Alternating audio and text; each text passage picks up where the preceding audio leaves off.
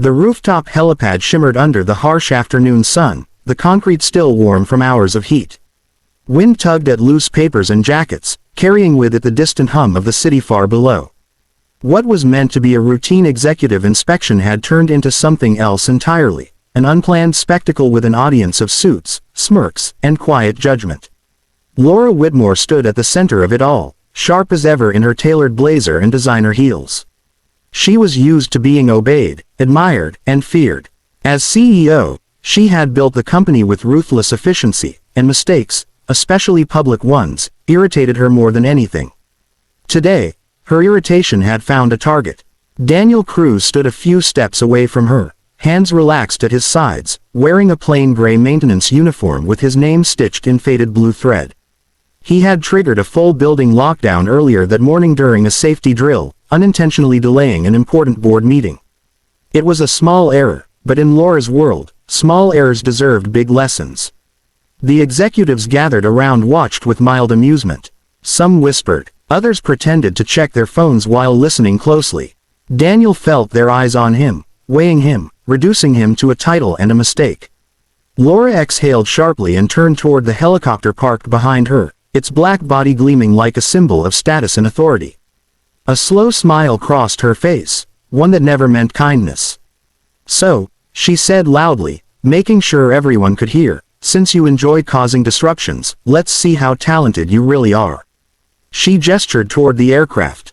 "Pilot this helicopter properly," she continued, her voice laced with mockery, "and I'll marry you." For half a second, there was stunned silence. Then laughter erupted, loud, careless, and sharp.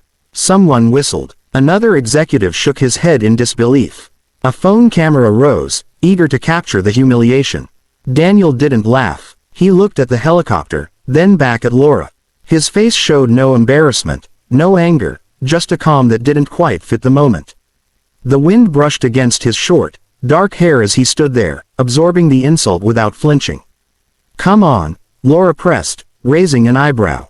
"What's wrong? Maintenance work not prepare you for this?" More laughter. Daniel took a slow breath.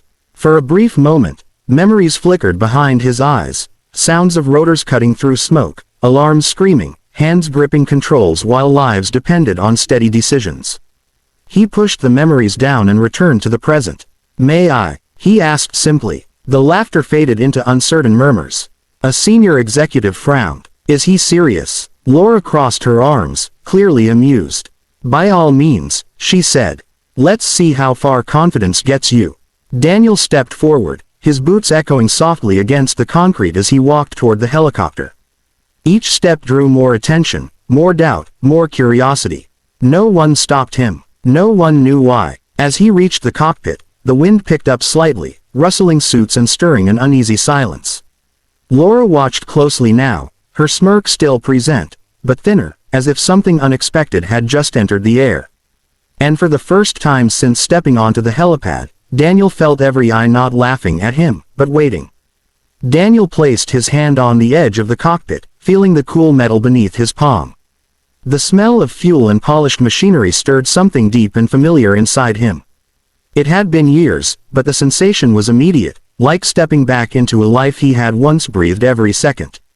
He climbed in with an ease that didn't match his uniform, adjusting the seat without hesitation, his movements smooth and instinctive. "Hey!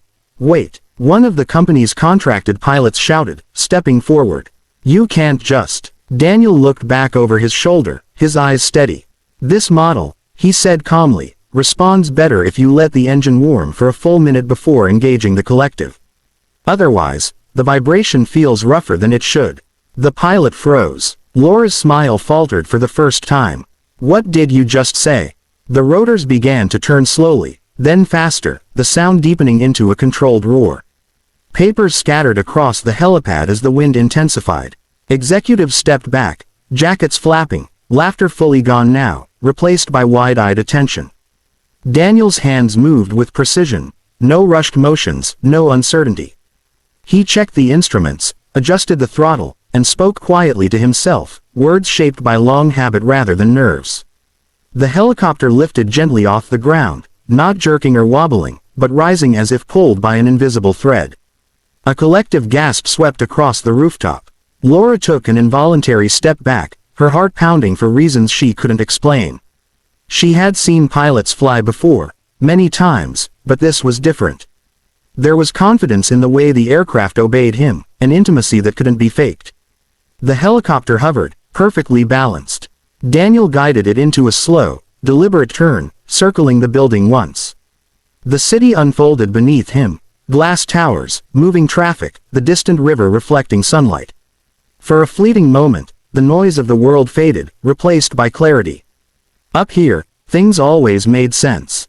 Below, faces tilted upward in disbelief.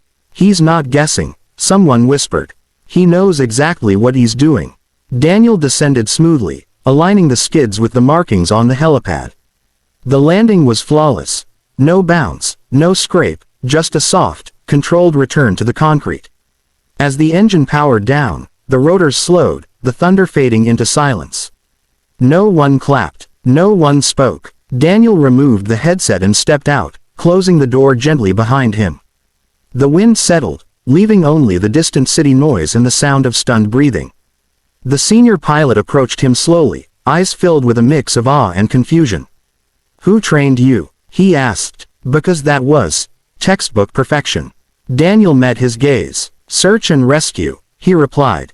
"Military and civilian, 20 years. Laura felt her chest tighten. "That's not possible," she said, though her voice lacked conviction. "You work maintenance." Daniel turned to her. "I work where I'm needed." One of the executives cleared his throat. "Search and rescue where?" Daniel paused, then answered quietly. "Kandahar. Later, the Sierra region. Wildfires. Flood zones. Places people don't look twice at, until everything goes wrong." Laura's breath caught in her throat. "My brother," she said slowly, her voice trembling despite herself, "was declared dead in the Sierra wildfire 8 years ago." Daniel's expression softened, just slightly. "He wasn't," he said. "He walked away from the wreckage with a broken arm and a new name. He wanted a life without expectations. He asked me to let the past stay buried." The world tilted. Laura's knees weakened, and she had to steady herself. The memory of that fire, of grief, anger, and unanswered questions, rushed back all at once. She stared at Daniel, seeing him not as an employee, not as a mistake, but as a man who carried truths heavier than any title. Around them, the executives stood silent, suddenly aware that they had witnessed something far beyond a joke. And Laura realized, with a chill running through her, that her mockery had uncovered a truth she was never meant to face so publicly. The silence on the rooftop felt heavier than the helicopter ever had. Laura's carefully constructed confidence cracked as memories she had locked away surged forward. The night she was told her brother's body hadn't been found. The empty funeral held because the board insisted closure was necessary. The way grief had hardened her into someone who ruled through sharp words instead of trust. She looked at Daniel again, really looked at him, and saw not an employee standing below her authority, but a man who had carried her family's secret without ever demanding recognition. The executives began to drift back, one by one, suddenly remembering meetings they were late for and calls they needed to make. No one wanted to be present for the reckoning unfolding in Laura's eyes. The helipad, once crowded with judgment, emptied until only the two of them remained, separated by a few quiet steps and an ocean of unspoken truth. "I shouldn't have said what I did," Laura finally admitted. Her voice was low, stripped of the sharp edge that usually commanded rooms. "I used you as entertainment." Daniel nodded, not accusing, not forgiving, just acknowledging. "It wasn't the first time," he said. "And it won't be the last. People see uniforms, not histories." She swallowed hard. "About the marriage," she said, forcing herself to meet his gaze. "I never meant." "I know," Daniel interrupted gently. "Promises made as jokes carry no weight." He reached out and placed the helmet in her hands. The metal felt cold, grounding. "But words," he continued, "even careless ones, reveal who we are." Laura's fingers tightened around the helmet. For years, she had believed power meant never having to look down, never having to apologize. Yet standing there, exposed and humbled, she felt something unfamiliar but necessary, respect earned, not enforced. "What will you do now?" she asked. Daniel glanced toward the city skyline, sunlight flashing off glass and steel.